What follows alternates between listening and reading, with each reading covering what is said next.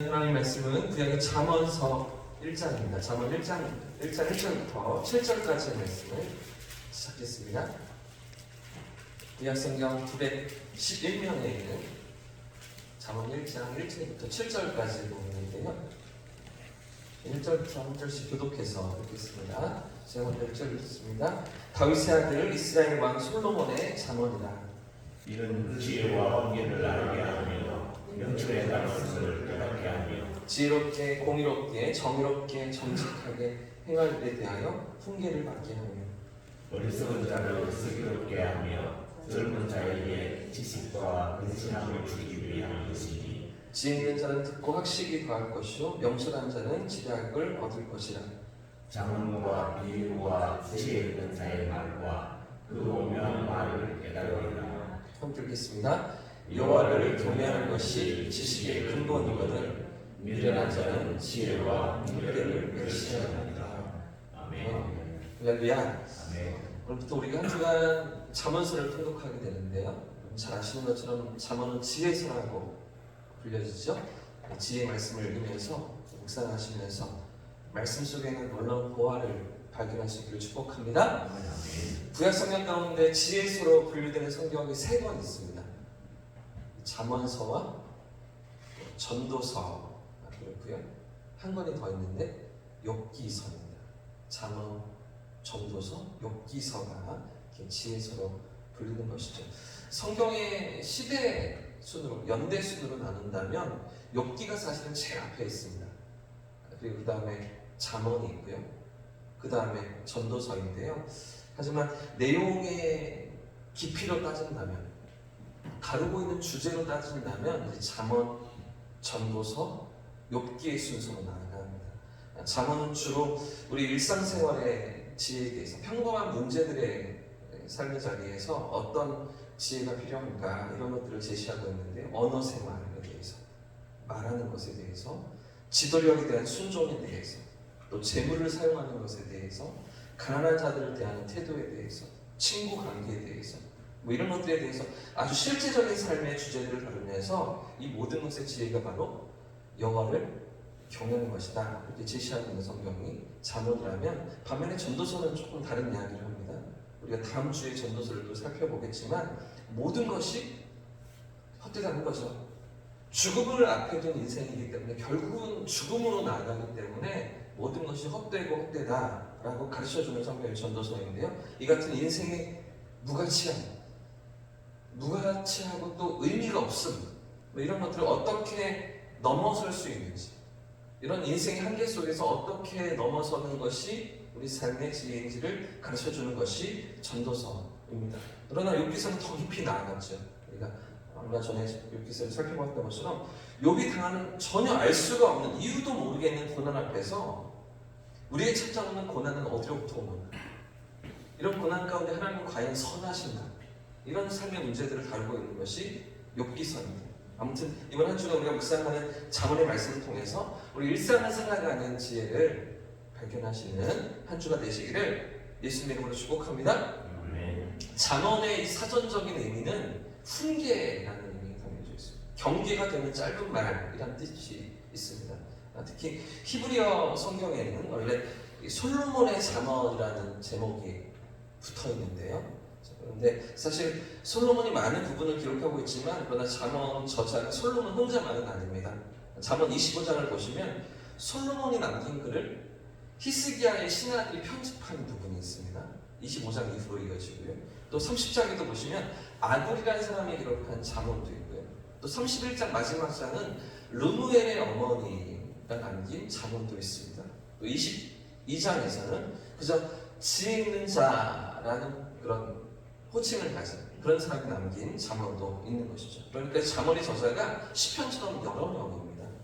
그래서 어떤 면에서는 솔로몬의 잠언이라는 이름에 붙어있는 히브리어 성경보다 우리말 성경에 조금 더 정확하게 제목을 붙인 것일 수가 있는 것 같습니다. 그럼에도 불구하고 잠언의 가장 많은 말씀을 누가 기록했습니까? 솔로몬입니다. 실제 솔로몬은 열왕기상 4장 32절을 보시면 잠언 3000편을 말하고 노래 1005편을 지었다 이렇게 기록되어 있는 장면이 있습니다. 하나님으로부터 탁월한 재능을 부여받아서 그렇게 노래를 부르고 또 지혜의 글들을 남긴 것인데요. 이런 지혜를 받은 솔로몬이 남긴 성경도 3권 있죠. 솔로몬이 남긴 성경 3권 무엇입니까? 여기 잠언이 있고요. 아까 말씀드린 전도서도 있죠. 또 하나가 더 있는데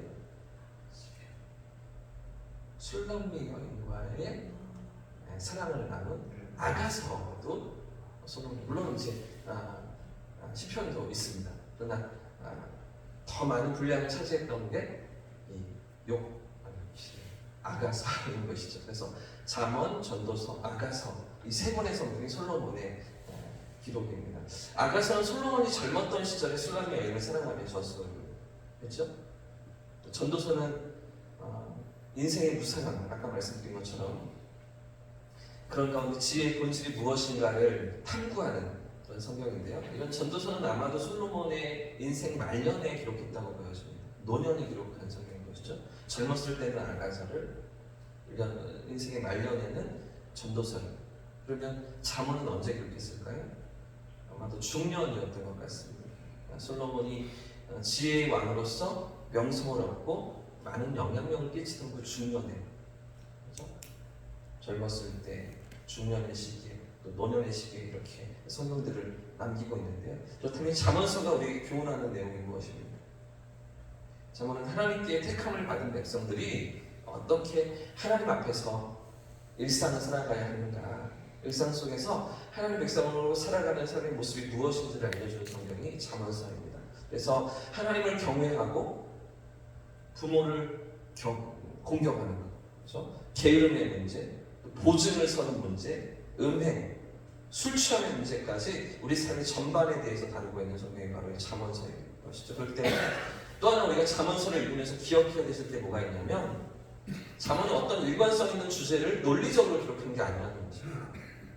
어떤 시간의 흐름 속에서 어떤 사건이 있고 어떤 상황들이 있는 것이 아니라는 것이죠. 오히려 잠언은 각기 다른 저자들이 하나님을 경외하는 신앙으로 우리 삶의 여러 분야에서의 지혜가 무엇인가를 제시하고 있는 성경입니다. 그래서 구성이 체계적이지 않습니다. 같은 내용도 여러 곳에서 반복되기도 합니다. 그래서 이 잠언서가 가진 이런 특징들을 이해하시면서 이번 주 한 주간 동안 본문을 통독해 나가실 때 조금 더 의미가 풍성하게 깨달아질 수 있습니다. 그래서 전체적인, 그래도 전체적인 잠언서의 틀을 나누어 보자면, 자, 1장부터 9장까지는 솔로몬의 잠언인데요. 젊은이들을 위한, 젊은 세대를 향한 솔로몬의 잠언이 모아져 있습니다. 9장까지 그런 잠언이 이어지고 있고요. 10장부터 22장까지는 역시 솔로몬의 잠언인데 형식이 다릅니다. 10장부터 보시면 틀이 완전히 다릅니다. 짧은 격언으로 된, 짧은 어떤 권면으로 된 그런 솔로몬의 잠언이 22장까지 이어지고 있는 것이죠. 또 23장과 24장에서는 익명의 지혜자가 가르치고 있는 36개의 잠언이 22장, 23장 이어지고 있고요. 또 25장부터 29장까지는 히스기야의 신하들이 편집해 놓은 그런 잠언도 이어집니다. 30장은 아까 말씀드린 것처럼 아굴의 잠언, 31장은 르무엘의 어머니의 잠언, 이렇게 틀을 나눠볼 수가 있습니다. 그 중에서도 오늘 읽은 1장 7절까지의 말씀은 젊은이들을 위한 솔로몬의 잠언 모음집의 머릿말입니다. 2절부터 6절에서는 이 잠언의 저술 목적이 무엇인지를 드러내고요. 목적이 무엇입니까? 무엇을 위해서 이렇게 잠언을 솔로몬이 제시하고 있는가를 드러내고요. 7절에서는 이 잠언서의 전체 주제가 무엇인지 한마디로 요약하면서 그 주제를 우리에게 가르쳐주고 있습니다. 먼저 2절부터 4절까지의 말씀을 같이 읽어보겠습니다. 시작! 이는 지혜와 훈계를 알게 하며 명철의 말씀을 깨닫게 하며 지혜롭게, 공의롭게, 정의롭게, 정직하게 행할 데 대하여 훈계를 알게 하며 어리석은 자를 슬기롭게 하며 젊은 자에게 지식과 근신함을 주게 할 것이니. 여기 보이시죠? 4절에 젊은 자들에게 지식과 근신함을 준다. 그죠? 그래서 젊은이들을 위한 솔로몬의 잠언이라는 것입니다. 자, 2절에서 4절까지가 잠언이 가지고 있는 4가지 목적을 우리에게 가르쳐 주는데, 첫 번째는 2절 말씀에 보시면 지혜와 훈계를 알게 하는 것입니다. 지혜와 훈계. 이 지혜라는 단어는 이 잠언에서만 40번 이상 등장합니다. 평범한 일상 속에서 어떻게 사람들과 관계를 맺으면서 이 세상을 살아갈 것인지, 우리 앞에 찾아오는 문제들 앞에서 어떻게 그 문제들을 해결하고 극복하며 살아갈 것인지, 그 삶의 지혜가 무엇인지를 가르쳐주고 있는 그런 잠언이라는 것이죠. 그러나 이 잠언은 이런 일반적인 삶에서의 지혜만 아니라 이런 지혜를 넘어서는 하나님의 법을 쫓아 살아가는 것이 최고의 지혜임을 끊임없이 강조합니다. 어떤 지혜라고요? 하나님의 법을 쫓아 살아가는 그것이 최고의 지혜라고 우리에게 계속해서 말하고 있는 것이죠. 뿐만 아니라 훈계를 알게 한다 했는데요. 훈계라는 단어는 주로 하라, 하지 말라라는 형태로 잠언서에 등장합니다. 히브리어의 이 훈계라는 단어는 단련하다, 그리고 징계하다, 책망하다라는 의미와 같이 사용되어지는데, 따라서 지혜가 무엇인지를 알고 그 지혜를 따라서 적극적으로 실천해야 될 것이 무엇인지 단련하는 겁니다. 지혜롭게 살아갈 수 있도록 단련하고 또 소극적으로 하지 말아야 할 것이 무엇인지, 때로는 잘못된 길에 들어섰을 때 징계하고 책망하기도 하는 것이 잠언을 주신 목적이라는 것이죠. 이렇게 지혜와 훈계를 알도록 잠언을 주었다는 것이고, 두 번째 목적은 명철의 말씀을 깨닫게 하며, 이렇게 말하고 있죠. 깨닫는다는 말은 분별한다는 의미 아니겠습니까? 그러니까 옳은 것이 무엇인지 잘못된 것은 또 무엇인지 분별할 수 있도록, 하나님의 말씀을 통해서 분별할 수 있도록 분별력을 주는 것이 바로 이 잠언이다라는 것이죠.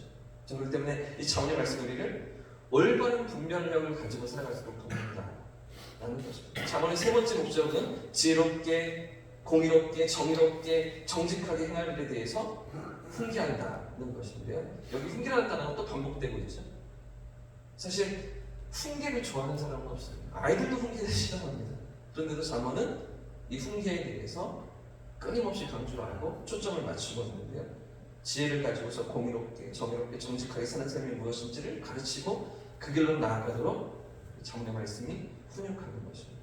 자, 그런 다음에 마지막 잠언의 목적은 어리석은 자를 어떻게 해요? 슬기롭게 하고 젊은 자에게 지식과 근신함을 준다. 여러분, 여기 어리석은 자와 젊은 자가 같은 동치로, 같은 의미로 쓰여지고 있는 거 보이십니까? 이 경험이 짧고 판단력이 없어서 잘못된 길에 쉽게 넘어가는 어리석음이 젊음이라는 것이죠.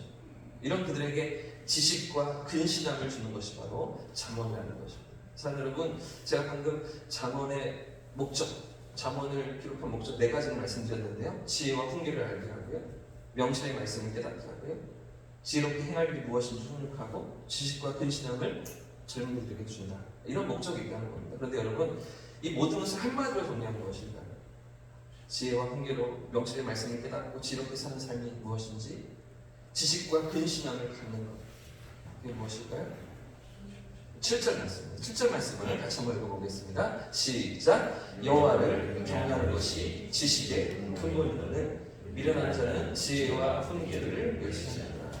이 7절이 잠언 전체의 핵심적인 31절까지 이 잠언 전체에서 가장 중요한 말씀이 7절입니다. 여호와를 경외하는 것이죠. 여러분, 여호와를 경외하는 게 어떤 거예요? 경외한다는 단어가 어떤 거예요? 두려워한다는, 사전적인 의미는 두려워한다. 그러니까 하나님을 두려워하는 것이죠. 그런데 성경적인 의미는 조금 다릅니다. 그저 두려워하는 것만 아닙니다. 하나님 앞에서 살아가는 거죠. 하나님 앞에 있다는 건 물론 그 하나님 나를 아시기 때문에 두려움도 있습니다. 그러나 인도하시고 보호하시고 선한 길로 인도하시는 그 하나님의 선하심, 그 하나님의 인자하심, 그 하나님의 사랑을 바라보는 것이죠. 성경적인 의미는 하나님의 눈앞에서 살아간다는 것입니다. 오늘 하루도, 이번 한 주도, 허락하신 7월, 이 여름도 하나님 앞에 살아가는 저와 우리 모두의 삶이기를 예수님 이름으로 축복합니다. 4가지는 뭐 많이 말씀드려도 다 필요 없습니다. 이거 하나만 기억하시면, 여호와를 경외하는 삶, 하나님 앞에서 깨어 살아가는 삶, 하나님의 눈앞에서 우리 마음이 깨어있고 하나님의 인도하심이 있는 그런 한 주가